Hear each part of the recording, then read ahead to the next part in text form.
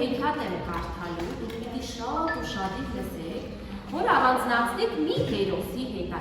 հեքիաթի միջից ու հասկանաք ինքը ինչ տրամադրություն ունի, ուրախ է, տխուր է, բարկացած է և այդ հերոսին պիտի նկարեք։ Այսօր անտառում մեծ տոն էր, նապաստակի ծնունդն էր։ Անտառի բոլոր կենդանիները վաղ առավոտից շտապում էին նրան ջուր գալ։ Սարի ետևից արևը նոր էր դուրս եկել։ Երբ անտառի արահետով մեկ մյուսի ետևից սկսեցին երևալ նապաստակի ընկերները։ Առաջինը եկավ ճկուն ու աշխույժ Սկյուռիկը։ Հետո անուշիկ քայլերով եկավ աղվեսը, իր պոչին հավասար մեծ ու բուդովդի տորթ էր բերել, որ անտառը միանգամից քաղցրով լցրեց։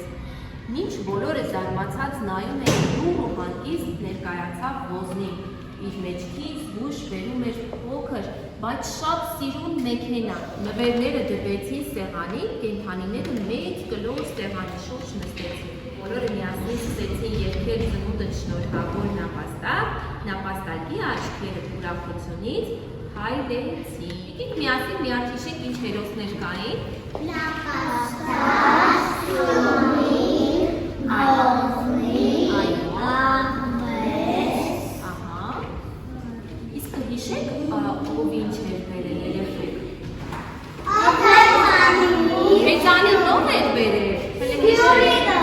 Ահա, Սկյուռիկը։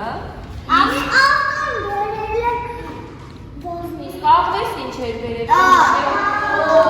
Ամբողջ անտառը լցվեց քաղցրով, չէ՞։ Ահա։ Իսկ ինչ եք կարծում։ Այդ բոլոր կենդանիները ինչ տրամադրություն կունենային։ Ուրախ։ Չէ, նապաստակ ուրախ է, որովհետև իր ծննդյան օրն է,